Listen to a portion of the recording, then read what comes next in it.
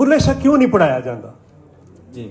ਤੁਸੀਂ ਬੁੱਲੇ ਸ਼ਾਹ ਨੂੰ ਪੜਾਓਗੇ ਤੇ ਜਿਹੜੇ ਤੁਹਾਡੇ ਇੱਥੋਂ ਦੇ ਹੀਰੋਜ਼ ਨੇ ਉਹ ਤੇ ਬਦਲ ਜਾਣਗੇ। ਖਾਦਾ ਪੀਤਾ ਲਾਹੇ ਦਾ ਤੇ ਬਾਕੀ ਅਹਿਮਦ ਸ਼ਾਹ ਹੈ ਨਾ। ਬਈ ਵਾਹ, ਉਹੀ ਜੋ ਕੁਝ ਤੁਸੀਂ ਖਾ ਪੀ ਲੈਂਦੇ ਉਹੀ ਤੁਹਾਡਾ ਹੈ।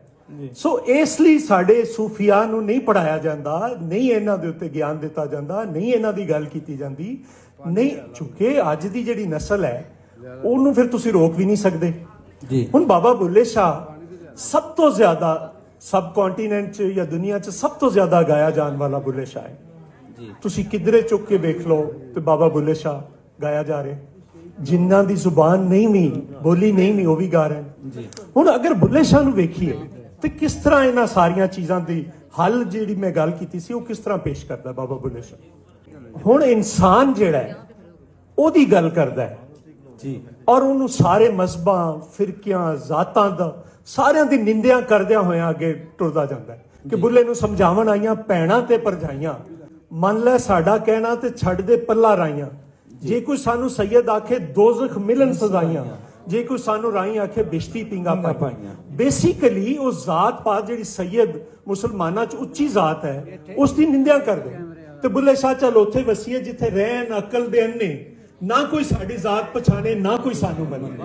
ਬਈ ਵਾਹ, तो हर वेले हर चीज की निंदा करता। दूसरे पासे अगर देखिए तो सच अज नापैद हो गया है, कितने सच नहीं बोलिया जा रहा और सच भी अपना अपना जे को बोलता है तो भी अपना अपना बोलता है। तो बुल्ले शाह ते उस खड़ा ही सच ते है। सच आख मना क्यों डरना है, इसे सच ते ही तू तरना है। सच आशिक दे कर शादी है, सच झूठे दी बर्बादी है। ते सच आखां ते भांबड़ मचदा है, ਹਾਏ ਝੂਠ ਆਖਾਂ ਦੇ ਕੁਝ ਬਚਦਾ ਹੈ, ਜੱਚ ਕੇ ਜੀਬਾ ਵੀ ਕਹਿੰਦੀ ਏ ਮੂੰਹ ਆਈ ਬਾਤ ਨਾ ਰਹਿ। ਹੁਣ ਤੁਸੀਂ ਬੁੱਲੇ ਸ਼ਾਹ ਦੇ ਜਿਹੜੇ ਵੀ ਅੰਗ ਨੂੰ ਲਵੋਗੇ, ਜਿਹੜੇ ਐਂਗਲ ਤੋਂ ਬਾਬਾ ਬੁੱਲੇ ਸ਼ਾਹ ਨੂੰ ਲਵੋਗੇ, ਤੇ ਬੁੱਲੇ ਸ਼ਾਹ ਤੇ ਅੱਜ ਦੀ ਵੀ ਗੱਲ ਕਰਦਾ ਨਾ। ਬੁੱਲੇ ਸ਼ਾਹ ਕਿਹੋ ਜਿਹਾ ਸਮਾਜ ਚਾਹੁੰਦਾ ਹੈ? ਕਿਟ ਖੜ ਕੇ ਦੁੱਕੜ ਵਜੇ, ਤਤਾ ਹੋਵੇ ਚੁੱਲਾ, ਆਨ ਫਕੀਰ ਤੇ ਖਾਖਾ ਜਾਮਨ ਰਾਜ਼ੀ ਹੋਵੇ ਬੁੱਲਾ। ਬੁੱਲੇ ਸ਼ਾਹ ਅੱਜ ਦੇ ਸਮਾਜ ਦੀ ਉਸ ਵੇਲੇ ਵੀ ਗੱਲ ਕਰ ਰਿਹਾ ਸੀ ਤੇ ਅੱਜ ਵੀ ਇਹੀ ਹੈ ਕਿ ਭੁੱਖ ਹੈ, ਅਨਪੜ੍ਹਤਾ ਹੈ। ਤੇ ਫਿਰ ਦੂਜੇ ਪਾਸੇ ਬਾਬਾ ਬੁੱਲੇ ਸ਼ਾਹ ਜਿੱਥੇ ਇਲਮ ਦੀ ਗੱਲ ਕਰਦਾ ਹੈ, ਕਹਿੰਦਾ ਹੈ ਕਿ ਆਲਮ ਫਾਜ਼ਲ ਮੇਰੇ ਭਾਈ ਜੀ, ਪਾ ਪੜਿਆ ਮੇਰੀ ਜਾਨ ਗਵਾਈ। ਹਾਏ ਬੁੱਲੇ ਸ਼ਾਹ ਜਿਹੜਾ ਹੈ ਉਹ ਕੀ ਹੈ ਕਿ ਬੁੱਲੇ ਸ਼ਾਹ ਤੇ ਪਹਿਲੀ ਗੱਲ ਹੀ ਕਰਦਾ ਕਿ ਕੀ ਜਾਣਾ ਮੈਂ ਕੌਣ, ਬੁੱਲਿਆ ਕੀ ਜਾਣਾ ਮੈਂ ਕੌਣ। ਨਾ ਮੈਂ ਮੋਮਨ ਵਿੱਚ ਮਸੀਤਾਂ, ਨਾ ਮੈਂ ਵਿੱਚ ਕੁਫਰ ਦੀਆਂ ਰੀਤਾਂ, ਨਾ ਮੈਂ ਪਾਕਾਂ ਵਿੱਚ ਪਲੀਤਾਂ, ਨਾ ਮੈਂ ਮੂਸਾ ਨਾ ਫਿਰੌਨ, ਕੀ ਜਾਣਾ ਮੈਂ ਕੌਣ, ਬੁੱਲਿਆ ਕੀ ਜਾਣਾ। ਅੱਜ ਦੇ ਸਮਾਜ ਨੂੰ ਜ਼ਿਆਦਾ ਬੁੱਲੇ ਸ਼ਾਹ ਦੀ ਲੋੜ ਹੈ।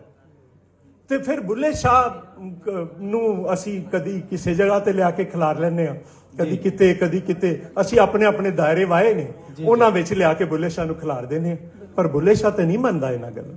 ਜਦੋਂ ਬੁੱਲੇ ਸ਼ਾਹ ਦੀ ਇਸ ਕਾਫੀ ਨੂੰ ਅਸੀਂ ਵੇਖਨੇ ਹਾਂ ਤੇ ਮੈਨੂੰ ਤੇ ਬੁੱਲੇ ਸ਼ਾਹ ਬਹੁਤ ਉੱਚਾ ਉੱਠ ਕੇ ਨਜ਼ਰ ਆਉਂਦਾ ਇਹਨਾਂ ਸਾਰੀਆਂ ਤਕਸੀਮਾਂ। ਮੈਂ ਬੇਕੈਦ, ਮੈਂ ਬੇਕੈਦ, ਨਾ ਰੋਗੀ ਨਾ ਵੈਦ, ਨਾ ਮੈਂ ਮੋਮਨ ਨਾ ਮੈਂ ਕਾਫਰ, ਨਾ ਸੈयद ਨਾ ਸੈਦ, ਤੇ ਚੌਧੀ ਤਬਕੀ ਸੈਰ ਸਾਡਾ ਕਿਤੇ ਨਾ ਹੋਈਏ ਕੈਦ। ਬੁੱਲੇ ਸ਼ਾਹ ਦੀ ਜ਼ਾਤ ਕੀ ਪੁੱਛਣਾ, ਨਾ ਪੈਦਾ ਨਾ ਪੈਦ। ਬਈ ਵਾਹ, ਬਈ ਵਾਹ। ਹੁਣ ਬੁੱਲੇ ਸ਼ਾਹ ਨੂੰ ਤੁਸੀਂ ਕੈਦ ਨਹੀਂ ਕਰ ਸਕਦੇ। ਉਹ ਕਿਉਂ? ਉਹ ਇੱਕ ਇਨਸਾਨ ਦੀ ਗੱਲ ਕਰਦਾ ਹੈ ਤੇ ਇਨਸਾਨ ਨੂੰ ਸਾਰੀਆਂ ਇਹਨਾਂ ਤਕਸੀਮਾਂ, ਇਹਨਾਂ ਹੱਦਾਂ ਤੋਂ ਉੱਚਾ ਉਠਾ ਕੇ ਤੇ ਫਿਰ ਵੇਖਦਾ ਹੈ ਬੁੱਲੇ ਸ਼ਾਹ।